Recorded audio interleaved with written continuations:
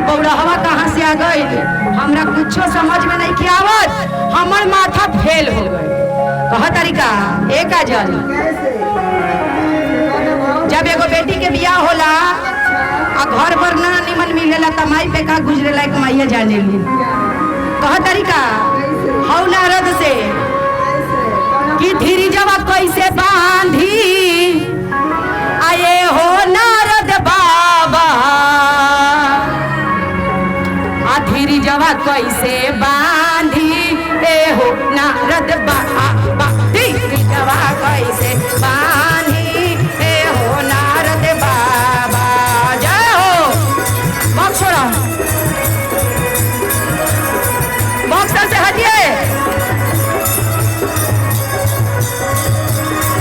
धीरी जवा कैसे बांधी ए हो नारद बाबा, धीरी जवा कैसे बांधी ए हो नारद बाबा, धीरी जवा कैसे बांधी ए हो नारद बाबा, धीरी जवा कैसे बांधी ए हो।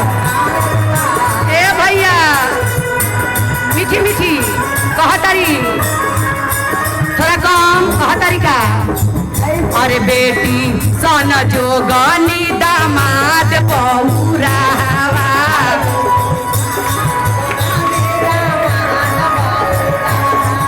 अरे बेटी सन जोगनी दामाद बहुरावा।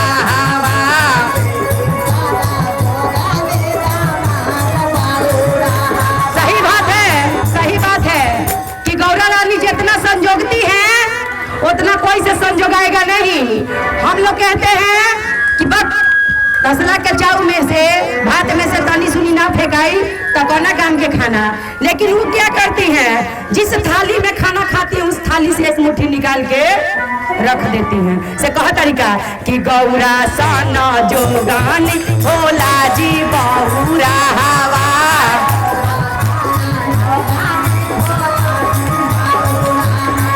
अरे गौरा साना जोगानी भोला जी बहुरा हवा।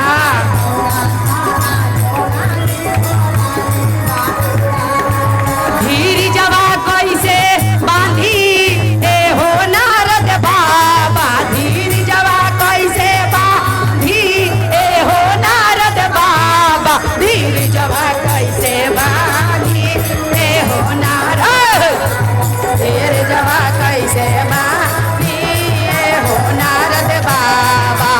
जाओ झूम के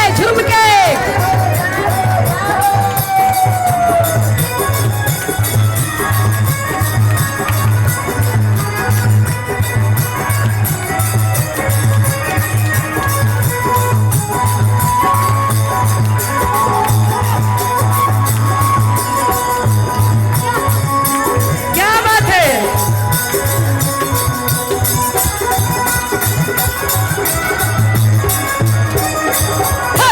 कौन सा सेवा गुरु दया कर, कौन सा सेवा गुरु दया कर।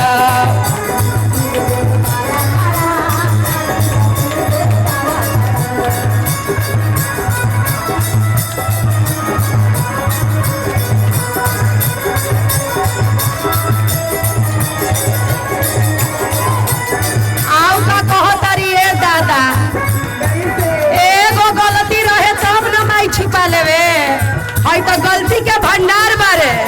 कह तरीका कि एक तो जट्टा दूसरा करियट्ठा। कह तरी अरे माथावा में हो ये भोल के बरे बरे जाटावा,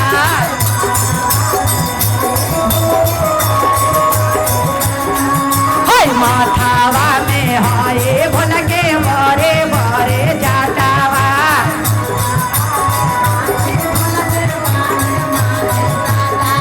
धीरी जवा कैसे बांधी ए हो नारद बाबा, धीरी जवा कैसे बांधी ए हो नारद बाबा,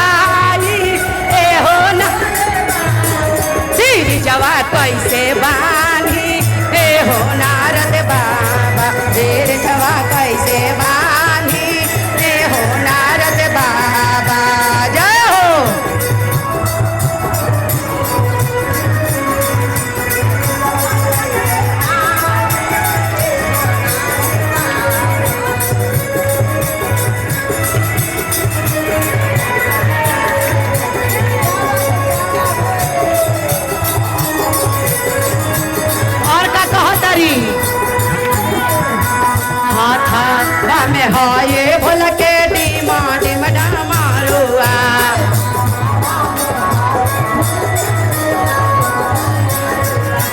हाथावा में है भोला के डीमा डिम डमरुआ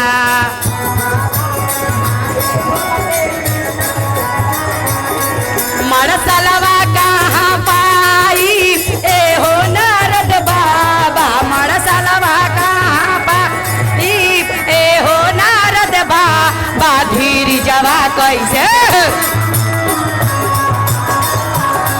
धीर जवा धीर जवा कैसे बानी ए हो नारद बाबा धीर जवा कैसे बानी ए हो नारद बाबा धीर जवा कैसे बानी ए हो नारद बाबा धीर जवा कैसे बानी ए हो नारद बाबा धीर जवा कैसे बानी ए हो नारद बाबा धीर जवा कैसे बानी ए हो नारद बाबा धीर जवा कैसे मानी ए हो नारद बाबा वो सच्चे दरबार की